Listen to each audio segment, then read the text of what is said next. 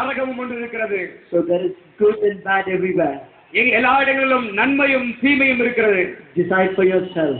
நீங்களே தீர்மானித்துக் கொள்ளுங்கள். There is no salvation given unto man except by the name of Jesus Christ. இயேசு என்கிற நாமமே அல்லாமல் வேறு எந்த ரட்சிக்கப்படுவதற்கு மனிதனுக்கு வேறு எந்த நாமமும் கொடுக்கப்படவில்லை. Will you give your heart to this Jesus? உங்களுடைய வாழ்க்கையை இருதயத்தை இயேசுவுக்கு கொடுப்பீர்களா? We are not here to promote a religion. இங்கே நாங்கள் ஏதோ ஒரு மதத்தை குறித்து பரப்புவதற்காக வரவில்லை. Jesus has transformed my life. என்னுடைய வாழ்க்கையை இயேசு மாற்றி இருக்கிறார். He has transformed Brother Tiago's life.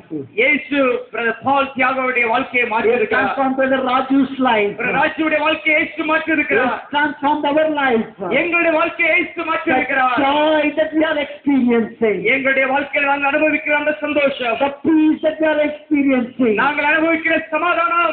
We want you to experience in your life. நீங்களும் அதே சமாதானத்தை அனுபவிக்க வேண்டும் என்று விரும்புகிறோம். That's why we are willing to die in this place. ஆகவேதான் இங்கே நாங்கள் மரிப்பதற்கு ஆயத்தமாக இருக்கிறோம். Man is struggling to blow this rubber bag. இந்த ரப்பர் பேக்கை அவர் ஊதுவதற்கு சிரமப்பட்டுக் கொண்டிருக்கிறார். You know what? ஏன் தெரியுமா?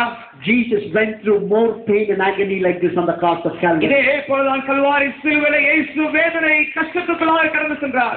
Many times more than this. அநேக வேளை இதை காட்டிலும் பல மடங்கு வேதனை இயேசு அனுபவித்தார். ஏன் தெரியுமா? To set you free from that pain and agony. உங்களது வாழ்க்கையில் நீ அனுபவிக்கிற வேதனை கஷ்டங்கள் துயரத்திலிருந்து விடுதலையாக்கும்படியாக. There are thousands of people dying without Jesus in this world. இந்த உலகத்தில் இயேசு இல்லாமல் லட்சக்கணக்கான மக்கள் மரித்துக் கொண்டிருக்கிறார்கள். We may be going to church every day and enjoying peace and happiness. ஒவ்வொரு வாரம் நாம் ஆலயத்துக்கு சென்று சந்தோஷமா இருக்கலாம். But are we concerned about other people? மற்றவர்களை குறித்த கன்சர்ன் நமக்கு இருக்கிறதா? I don't want anybody to clap your hands right now. நீங்கள் யாரும் கரங்களை தட்டக்கூடாது, தட்ட வேண்டாம். I want you to keep your hands on your chest right now. உங்களுடைய இருதயத்திலே கரங்களை வையுங்கள். Make a decision today. இன்னைக்கு ஒரு தீர்மானம் எடுங்கள். Are you doing the right thing to your family?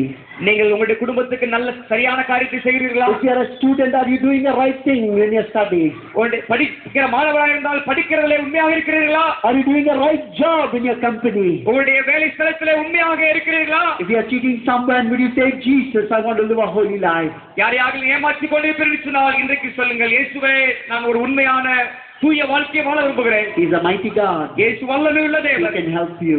உங்களுக்கு இயேசு உதவி செய்வார். If you are really poverty stricken, you are borrowing money over money.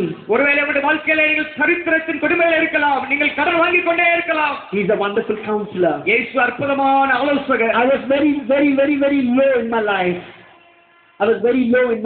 என் வாழ்க்கையில மிகவும் கீழ்த்தரமான நிலைமையில நான் I was having only 350 rupees.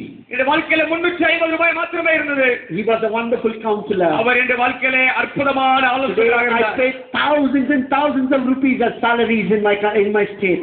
என்னுடைய கர்நாடக மாநிலத்திலே ஆயிரக்கணக்கான மக்களுக்கு இன்றைக்கு நான் சம்பளம் கொடுத்து கொண்டிருக்கிறேன். Say, God has blessed me.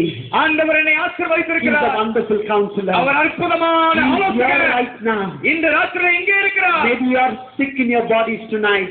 ஒருவேளை இன்றைக்கு இரவிலே ஒரு சரீரத்தில் நீங்கள் வியாதி உள்ளவர்களாக இருக்கலாம். Spending money in the hospital.